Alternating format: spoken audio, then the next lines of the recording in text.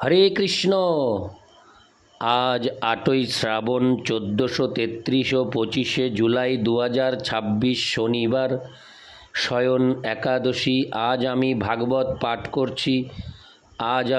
করছি ভাগবতের চতুর্থ স্কন্দ দ্বিতীয় ভাগ 28তম অধ্যায় পরবর্তী জন্মে পুরঞ্জনের নারীর প্রাপ্তির শ্লোক 11 থেকে 13। হরে কৃষ্ণ কৃষ্ণ কৃষ্ণ হরে হরে, হরে রাম রাম রাম হরে হরে। শ্লোক 11। ভয়ো নাম্ন গ্রোজ ভ্রাতা প্রজ্জার প্রত্যুপস্থিত দদাহ তাং পুরীং কৃৎসন্না ভ্রাতু প্রিয় চিকিৎসয়া। অনুবাদ: তখন ভয়ের জ্যেষ্ঠ ভ্রাতা প্রজ্জার তার ভ্রাতার প্রসন্নতা বিধানের জন্য সেই নগরীতে আগুন লাগিয়ে দিয়েছিল। তাৎপর্য: বৈদিক প্রথায় মৃতদেহ দহন করা হয়, কিন্তু মৃত্যুর পূর্বে দেহে আর এক প্রকার আগুন লাগে, যা হচ্ছে প্রজ্জার বা বিষ্ণুজার নামক জ্বর। চিকিৎসা বিজ্ঞানের দ্বারা দেখা গেছে যে দেহের তাপমাত্রা যখন 107 ডিগ্রিতে পৌঁছায় তখন মানুষের মৃত্যু হয়। জীবনের অন্তিম সময়ে এই প্রজ্জার জীবকে এক জ্বলন্ত অগ্নিতে স্থাপন করে। ইতি শ্লোক 11। শ্লোক 12। তস্যাং সন্দোহ মানায়াং স্বপৌর স্বপরিচ্ছদ কৌটুম্বিক কুটুম্বিন্না উপাতপ্যত সন্নয়।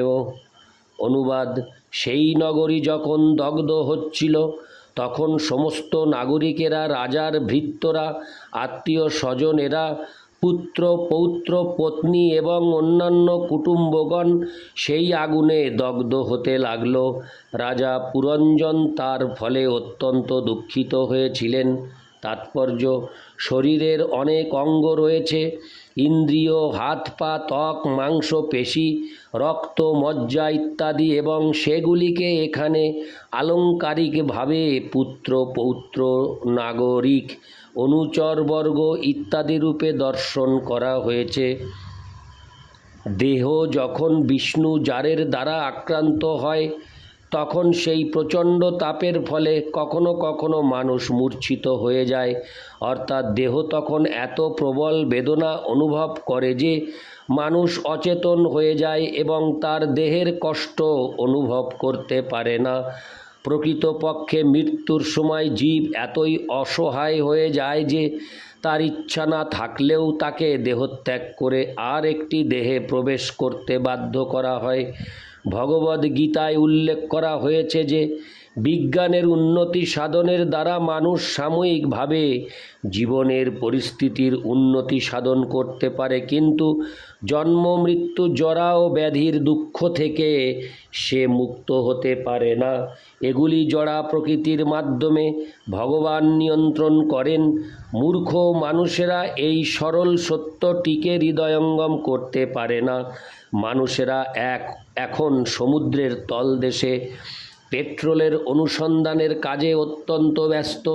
তারা ভবিষ্যতের পেট্রোল সাপ্লাই সম্বন্ধে অত্যন্ত উদ্বিগ্ন, কিন্তু জন্ম মৃত্যু জরা ও ব্যাধির দুঃখ থেকে তারা নিবৃত্তি লাভ করতে পারে না।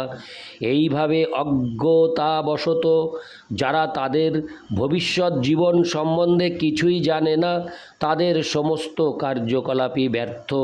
ইতি শ্লোক 12। শ্লোক 13। যবনোপরুদ্ধায়তনঃ গ্রস্তায়াং কালকন্যয়া পূর্জাং প্রজ্জার সংসৃষ্ট পুরপালো হন্যতোপ্যত। অনুবাদ: সেই নগরীর রক্ষক সর্পটি যখন দেখল যে নাগরিকেরা কালকন্যার দ্বারা আক্রান্ত হয়েছে এবং যবনেরা তার গৃহে আগুন লাগিয়ে দিয়েছে, তখন অত্যন্ত শোকে সে কাতর হয়ে পড়েছিল। তাৎপর্য: জীব দুই প্রকার শরীরের দ্বারা আবৃত, স্থূল দেহ এবং সূক্ষ্ম দেহ। মৃত্যুর সময় স্থূল শরীর নষ্ট হয়ে যায়, কিন্তু সূক্ষ্ম শরীরের দ্বারা বাহিত হয়ে জীব আর একটি স্থূল শরীরে প্রবেশ করে। আধুনিক যুগের তথাকথিত বৈজ্ঞানিকেরা বুঝতে পারে না কিভাবে সূক্ষ্ম শরীর আত্মাকে এক দেহ থেকে আর এক দেহে বহন করে নিয়ে যায়। সূক্ষ্ম দেহকে এখানে একটি সর্প বা নগর রক্ষক রূপে বর্ণনা করা হয়েছে। যখন নগরীর সর্বত্র আগুন লাগে, তখন প্রধান নগর রক্ষকও তা থেকে রক্ষা পায় না।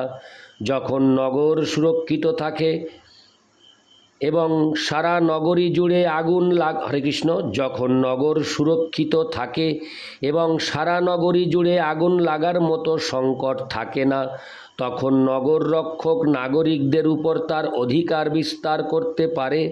কিন্তু যখন নগর চারদিক থেকে আক্রান্ত হয়, তখন সে সর্বতোভাবে অক্ষম হয়ে যায়। প্রাণবায়ু যখন দেহ থেকে বেরিয়ে যাচ্ছিল, তখন সূক্ষ্ম শরীরও বেদনা অনুভব করতে থাকে। ইতি শ্লোক 13। হরে কৃষ্ণ কৃষ্ণ কৃষ্ণ হরে হরে, হরে রাম রাম রাম হরে হরে। হরে কৃষ্ণ।